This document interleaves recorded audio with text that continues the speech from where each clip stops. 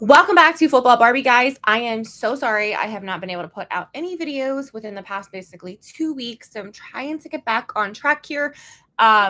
If you do not follow me, I am on Instagram. It's at the Gemini Barbie, or I am at Football Barbie. But my main Instagram is at the Gemini Barbie _. I did go to the Tampa Bay Philadelphia Eagles game in Tampa, and then I went to Punta Cana. And then I don't know what happened to my laptop. So my laptop just kind of like took a shit and didn't want to work. Something happened in the back. I don't know, something stupid. So I just got my laptop back and I did all this for the week 4 recap. So I just want to talk about real quick. It's probably going to be a little bit longer. So I definitely want to see how everybody thinks about this recap and talk about the week 4 games before we talk about week 5. I will put up my week 5 prediction videos tomorrow. So let's get it started and talk to you about the Lions versus the Packers.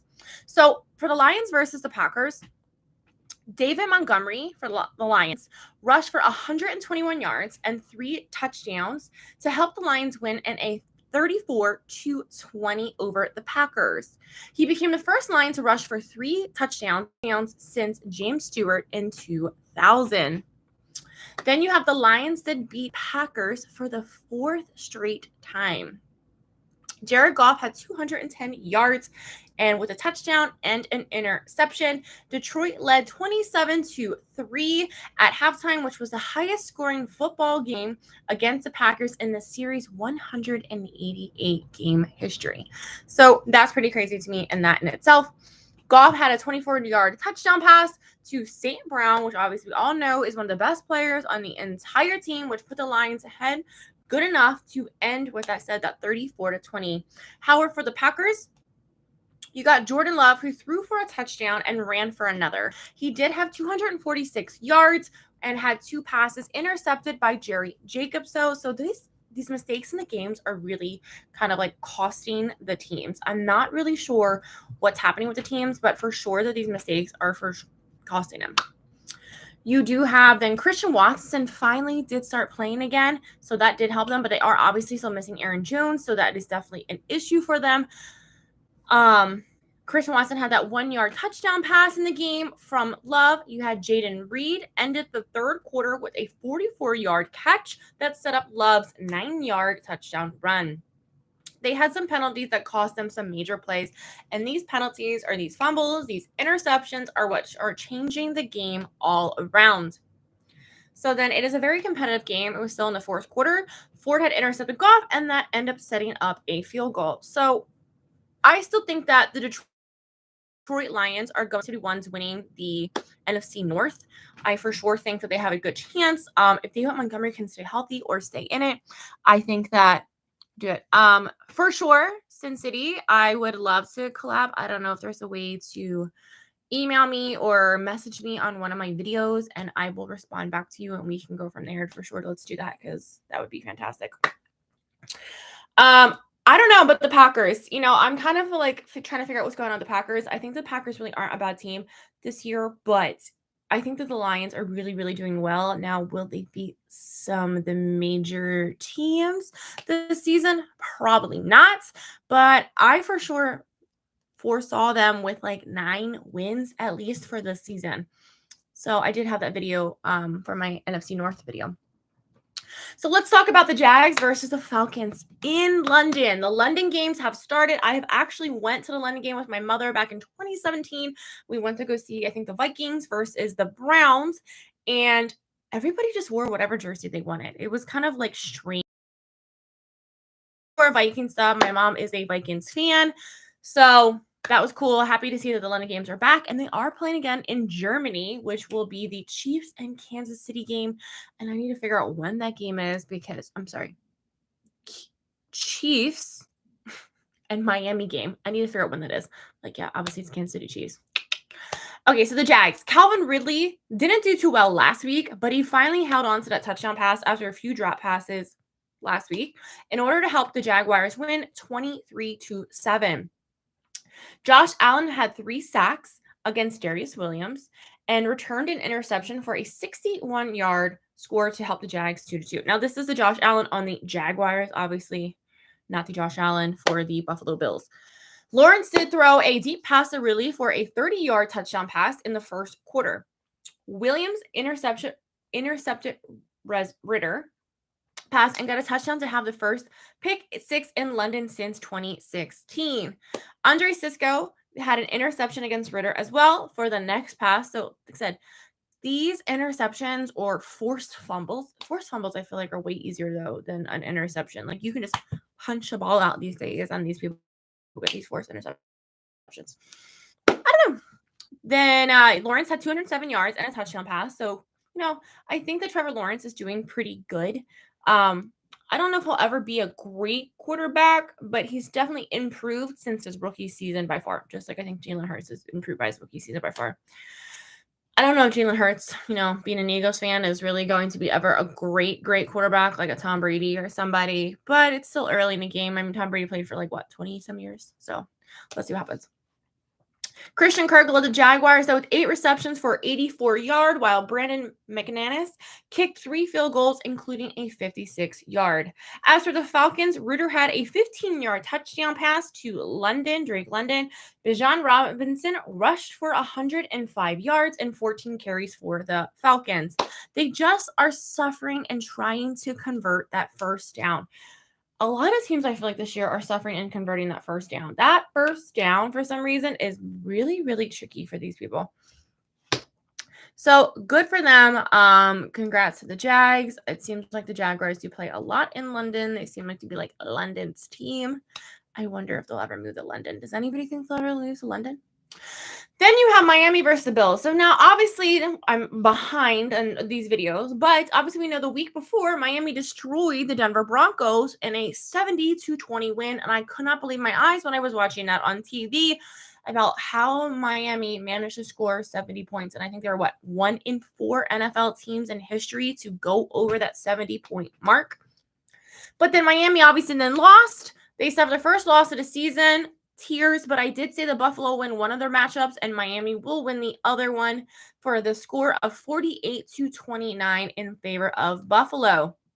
Miami finished still, though, with 393 yards of offense. Raheem Mostert lost a fumble. He was fantastic the week before for week 3, and then, going from there. Dolphins rookie Devon Achane had 2 touchdown passes. So he still did really well. Devon Achane did fantastic the week before, but did really good. Tua had 282 yards with a touchdown pass to Braxton Berrios and an interception. Tua is still doing great. I'm keeping my fingers crossed for Tua. I really do want to see Miami. I'm sorry, Buffalo Bills fans, win the AFC East. I think that the East divisions are going to be the best. Now, obviously, we know that San Francisco has been a giant so far. I'm curious to see who will be the first ones who take down San Francisco. They play the Cowboys this weekend. I picked them still to win. I still pick the Eagles to win. So currently the Eagles and San Francisco going into week 5 are the 2 undefeated teams left. I mean, poor Miami. They were the undefeated team. I was really rooting for them.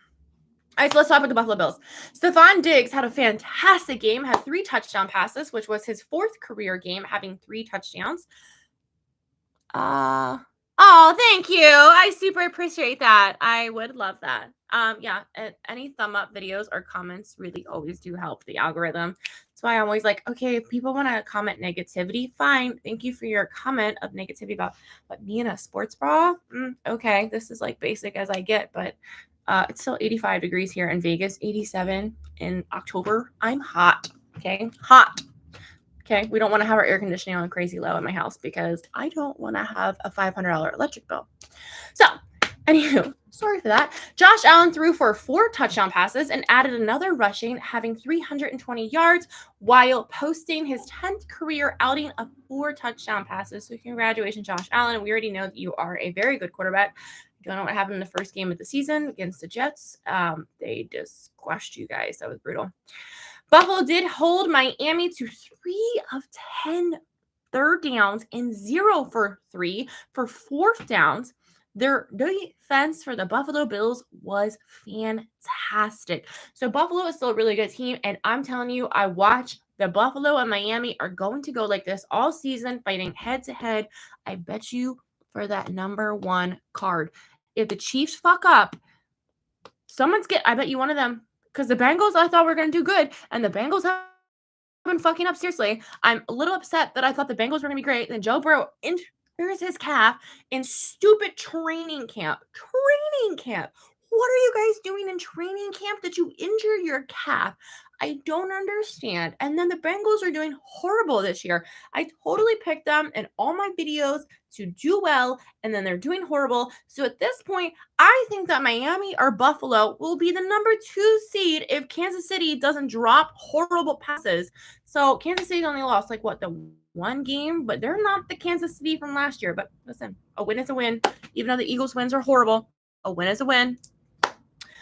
You also do have, they forced 2 turnovers and sacked Tua 4 times. Tua, I hope to God that jiu-jitsu is working, because we know you cannot get these concussions. I feel horrible. Obviously, I don't even know these people, but I feel horrible for these people when they get hurt. It's so obviously painful. I mean, yes, that's kind of part of the game, but at the same time, they're humans and nobody wants to see people hurt. I just really feel like a little injured, and just like a simple thing where you cross a couple games versus like a team you're playing.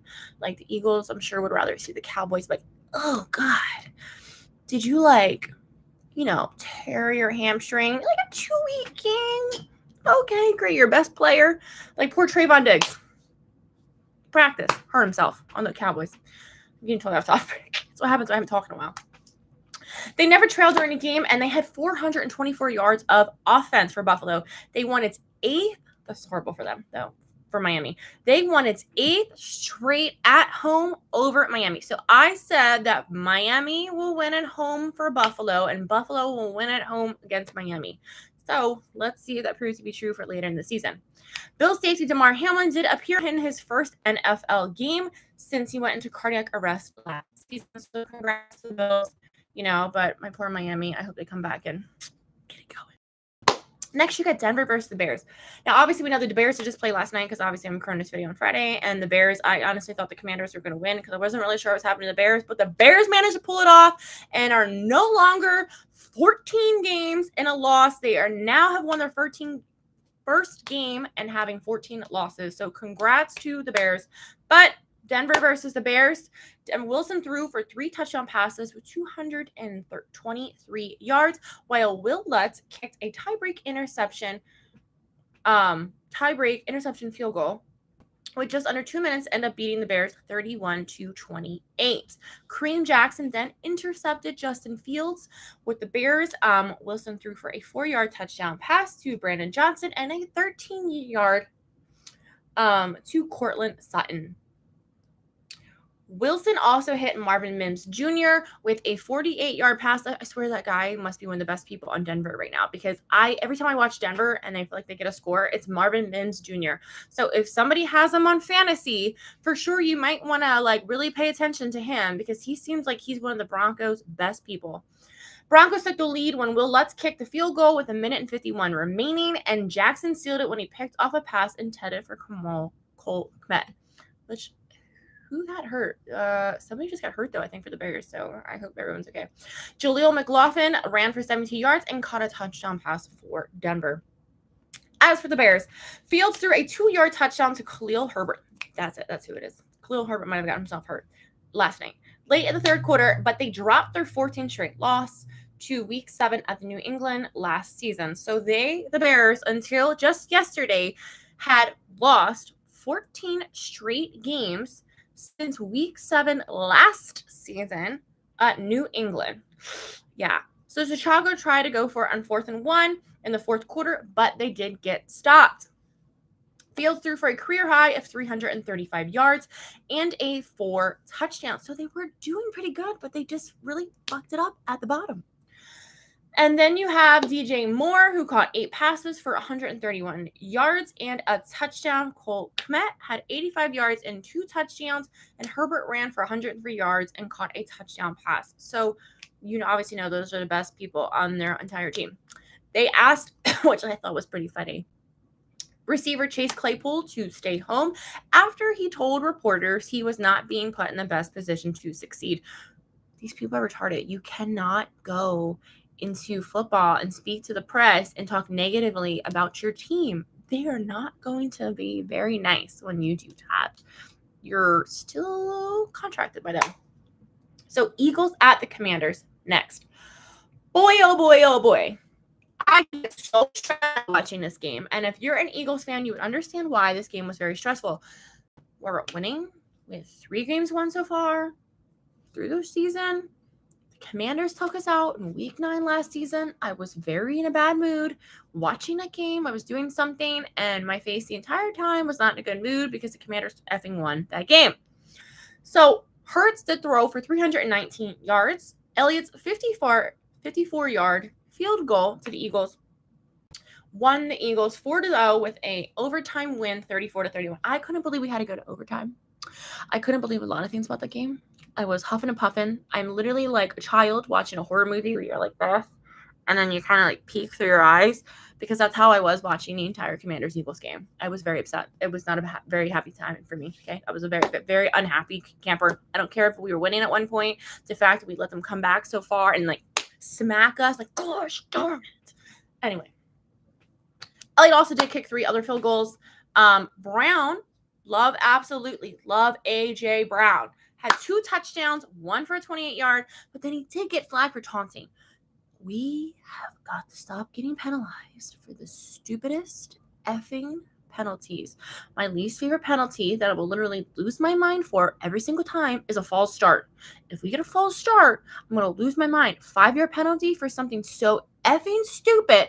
Is anybody else with me here? False start penalties piss me off. And then taunting. Taunting AJ Brown? What in the world? I did realize why AJ Brown has been wearing these bright colors, which I think is the cutest thing. He said that his young daughter watches him play football, Brown, and it is easier for her to spot him with these bright colored cleats, even though apparently he's trying to get fined. So I think he wears them a little bit and then maybe changes or something. But I think it's cool. I mean, can he get like a deal with Nike? Does he have one? Can he get like these cleats wearing the entire time? Like a Michael Jordan situation where they pay the fines, type of thing. Having him finally be able to connect, though, Jalen Hurts with Brown is what led to the massive plays. We have barely been able to connect with AJ Brown all season. It's been absolutely awful. I have not been a fan whatsoever. I've been very upset. Why have we had AJ Brown? He is probably one of the best people on our entire team in terms of offense. He really can catch these balls. He's really good at it. He's like Tua, not Tua. Tyreek Hill on Miami. I love him. I think he's a fantastic person, like a player. I love very talented players in football. So, also, you do have they also converted 2-point conversion into lead earlier in the game for 21-13. And then the Eagles were trying to like give away the game, though. Said those penalties were costing them. They got Commanders. So the Commanders tied it at the end of the game. I couldn't believe it. I'm like, no effing way. Like, they tied it end. Damn it, I hate going into overtime. Like, why does it have to be so brutal? Oh, anybody with me? I hate overtime things. So Howell was 29 for 41 and 290 yards. Brian Robinson Jr. did have a 15-yard score, which made it at 24 at that point. They used ball to control to get to the 1-yard touchdown runs to Curtis Samuel and Terry McLaughlin's fumble recovery in the end zone for a 14-7 lead at one point. So the Commanders, I really thought they were going to win the game last night. I think that they're actually a pretty good team. I thought for sure they were going to be the worst team in the division. Unfortunately, that might have to be the Giants, and we are a Giants fan as well in this house, and I'm a little like, watch. Like, come on, Giants. Because nobody in our division wants the Cowboys. They had 4 touchdown passes as the Ravens roll to a 28-3 win over the Browns. I for sure thought, though, that the Browns did have a 7-yard scoring pass to Mark Andrews, which is a good thing that he's back, and then an 18-yard touchdown pass to him in the fourth quarter. Jackson did have 187 yards passing. Now they lead the first place in the AFC North. They had plenty of injuries, though still missing Odell and Bateman. So the Ravens are losing people. Seattle is losing people. A lot of these teams are really without a lot of their people. John Hill had 33 yards and 3 carries. So congrats to the Ravens for winning against the Browns. But as for the Browns, they played without their injured quarterback, Deshaun Watson, so that did not help their case, obviously, who sustained a right shoulder injury in week 3. And then they had to start rookie quarterback Dorian Thompson-Robinson. He threw 3 interceptions and was sacked 4 times. So is that the quarterback's fault? Or is that the team's fault for not protecting the quarterback? What happened in this confusion? They are for sure missing Nick Chubb. That poor man, I hope his knee is okay. Lighting a fire pit at home on that Friday, so 36 yards. So, I'm curious to see what's going to keep happening with the Browns. Now, the fact that they're missing Nick Chubb and Deshaun Watson, maybe that winning streak that they were doing so well with is over. Now, interesting, let's talk about the Steelers and the Texans. The Texans are doing super well with CJ Stroud. Maybe not crushing it, but CJ Stroud has thrown for the second, most yards by a rookie through his first 4 games in NFL history, throwing for 306 yards and 2 touchdowns to lead them with a 30-6 victory over the Steelers. Okay, I'm probably going to talk about this game, but it's probably not going to happen in this game. I have this beautiful towel, okay, the terrible towel for the Pittsburgh Steelers that I will be giving away to a follower. I'm just going to give it away and I will send it to somebody. I'm going to start trying to give away gifts for all these games that I go to. A lot of times you get like little merchandise for them. I didn't go to Steelers game, but I was given this. So I am going to be probably raffling this off to somebody, whoever, comments or whatever. I will for sure talk about that in my predictions video. I do have a couple things from the Tampa Bay Buccaneers game. I have an Eagles pendant and now I have a Steelers towel to give to some people. So for the CJ Stroud, he has thrown for 1,212 yards. Cam Newton for 1,386 in his first 4 games with Carolina in 2011. So congrats to CJ Stroud. For some reason, you are doing way better than Bryce Young for the Carolina Panthers. And Anthony Richardson is crushing it with those rushing touchdowns, the other rookie quarterback. It is their first home win since beating the Chargers. This is crazy. The poor Texans. First home win since beating the Chargers on December 26, 2021. Whew! No home games last season for 2022, and you guys haven't won a game at home since 2021. So I know that CJ Stroud was saying that he really wanted to bring a home win back to the Texans because why would, if you're a Texans player, want to keep going to home games if your team isn't winning? Okay. This was his second straight 300-yard passing game for Stroud. He has thrown 6 touchdown passes and no interceptions in 3 straight games that he has played. Stroud found Nico Collins on a 52-yard touchdown pass, and he had 7 receptions for a career high of 168 yards and 2 touchdowns. Steve Nelson intercepted Pickett on Pittsburgh's first possession to give Houston the ball back. J.J. Watt was also inducted into the Texas Ring Honor on Sunday, which I thought was really cool because obviously we know his brother plays for the Steelers. Pickett threw for 114 yards with an interception and struggled to move the offense before leaving late in the third quarter with a knee injury. Mitch Trubisky did throw for 18 yards after Pickett left. So, not good. TJ Watt entered the game leading NFL with 6 sacks, but he and the rest of the Steelers could not get. So what does that mean? Is CJ Stroud really that good? Aside from the year, but they still for one game. Robbie, what is going on with your team? Okay? What is going on with your team? The Vikings, Justin Jefferson, 2 touchdowns will obviously have the best chance of winning. Sometimes when it's a good team versus a good team, whoever has the least amount of mistakes, timely sacks, including a strip sack of rookie.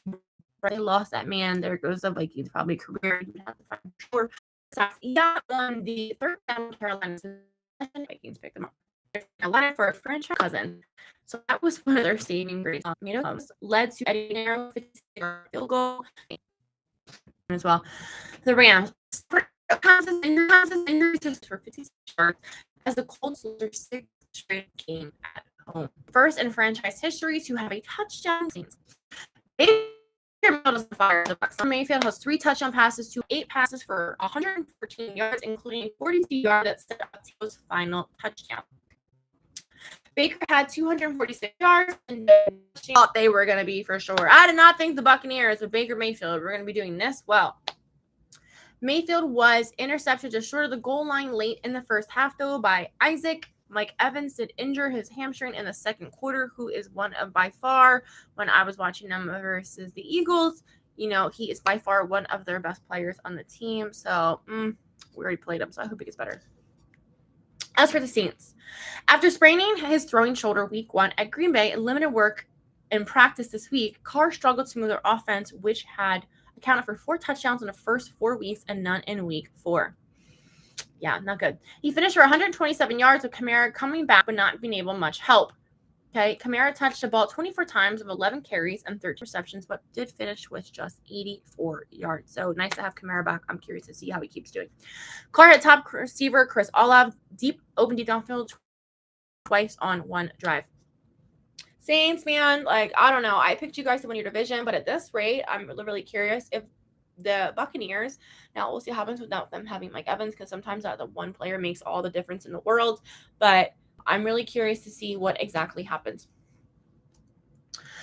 All right, as for the Bengals versus Titans, Tannehill threw for 240 yards and a touchdown, and the Titans rebounded from the franchise worst offensive performance in 49 years by beating the Bengals. They scored 27 unanswered points and led 24-3 at halftime, having them win the first of their 4 games against Cincinnati since I think Vrabel was the coach. Henry did run for 29 yards and a touchdown, having 77 yards and passing Earl Campbell in 1979 to now be, congrats to Henry, the second of the franchise career rushing list of all time in yards. Obviously, we know that Derrick Henry is a beast. Rookie tight end Josh Whyle for a 2-yard touchdown on a jump pass from a Wildcat play. They sacked Burrow 3 times and stripped him of the ball. Nick Folk capped the Tennessee opening drive with a 53-yard field goal. Tannehill connected with Hopkins on their longest pass so far of the season. He signed a 38-yard pass on a 3rd and 7. So congrats to that. I think DeAndre Hopkins is a great player. A 13-yard touchdown to Nick Westbrook as well for the Titans. But as for the Bengals, so their coach, Shaq Taylor, said that nothing was good enough as they dropped to a 1-3.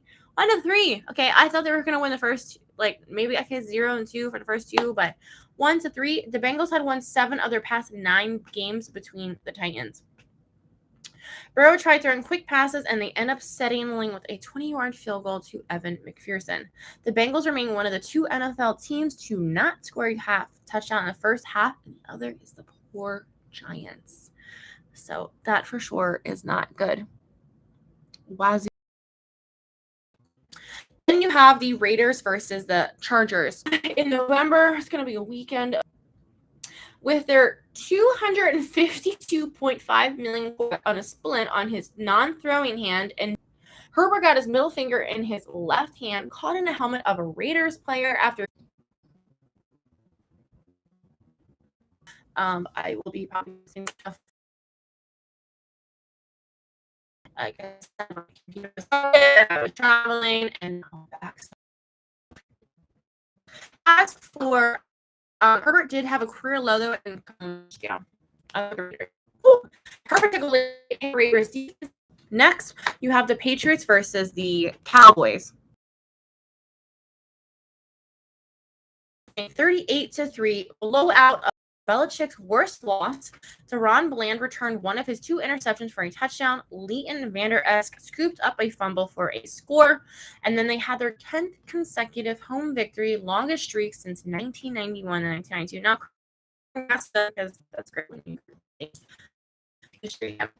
Prescott threw his first touchdown to receivers this season with 20 yards to CeeDee Lamb in the first quarter. That was really tricky. 7 in the early second quarter when Jones was sacked from behind by Dante Fowler, leading to an easy 11-yard scoop from the Vander Esch. Elliott got the first 2 carries for New England's second series and picked up 13 of his yards for just 6 carries. We all know this was Elliott's game. I was really curious to see what would happen with Elliott returning to the Cowboys since that was his former team. And the Cowboys just smoked the Patriots. So congrats to them. Arizona versus San Francisco.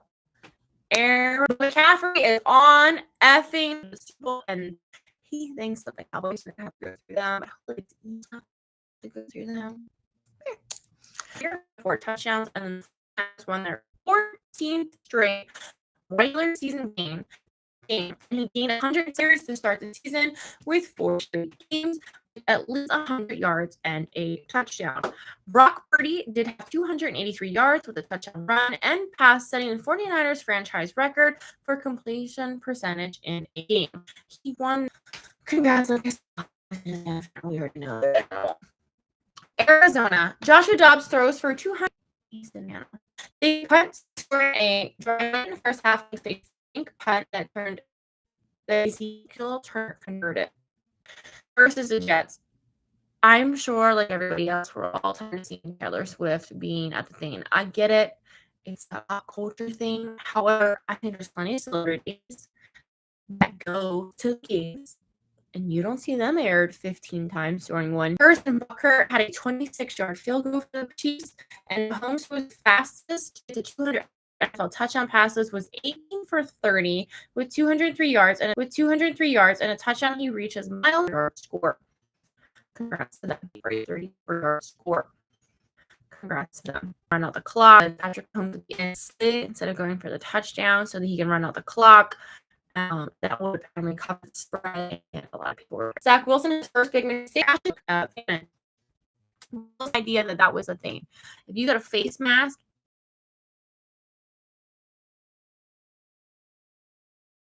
Seattle hard to get anywhere. He scored a 97-yard in the third quarter.